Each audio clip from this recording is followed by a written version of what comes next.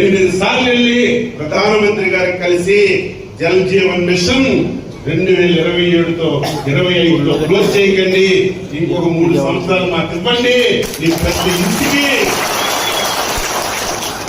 స్వచ్ఛమైన నీరిస్తామని పవన్ కళ్యాణ్ గారు, ముఖ్యమంత్రి చంద్రబాబు నాయుడు గారు ప్రధానమంత్రికి చెప్తే నిన్న బడ్జెట్ లో జల్ జీవన్ మిషన్ 2028 వరకు అవకాశం ఇచ్చిన విషయాన్ని సంతోషంగా ఈ సందర్భంగా తెలియజేస్తున్నారు.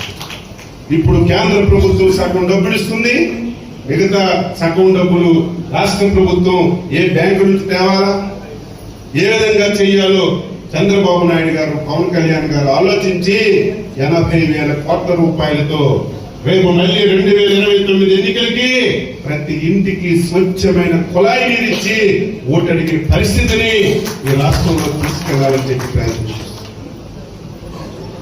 మొన్నే కేంద్రం బడ్జెట్ పెట్టింది, అందరూ సంతోషించారు.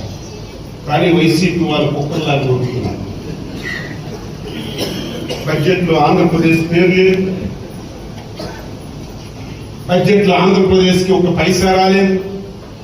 చంద్రబాబు నాయుడు, పవన్ కళ్యాణ్ ఎన్డీఏ కూటమి ఫెయిల్ అయిపోయిందని అందరూ వచ్చి అరుస్తున్నారు. వారికి మనం చెప్పారు, చంద్రబాబు నాయుడు గారికి బడ్జెట్ తో పని లేదు, మోడీ దగ్గర, కేంద్ర ప్రభుత్వం దగ్గర గ్రీన్ ఛానల్ అని చెప్పి మీ అందరికీ ఈ సందర్భంగా తెలియజేస్తున్నారు. 7 మాసాలే బడ్జెట్ పెట్టారా? పోలవరానికి 15,000 కోట్లు తెచ్చుకోలేదా? అమరావతి రాజధానికి 15,000 కోట్లు తెచ్చుకోలేదా? అంతెందుకు, ఈ దౌర్భాగ్యం వల్ల విశాఖ ఉక్కు ఆంధ్ర హక్కు మనందరం ప్రాణ త్యాగం చేసి విశాఖ ఉక్కును తెచ్చాం. దుర్మార్గుడు ఆ భూమి మీద కనుపడి ఆ విశాఖ ఉక్కమ్మేయాలని ప్రయత్నం చేశారు. మనం పోరాటం చేసి నిలబెట్టాం. చంద్రబాబు నాయుడు గారు కాలుకు దండం పెడుతున్నాను ఆ ఉత్తరాంధ్ర పౌరుడిగా, ఎవరికీ సాధ్యపడదు.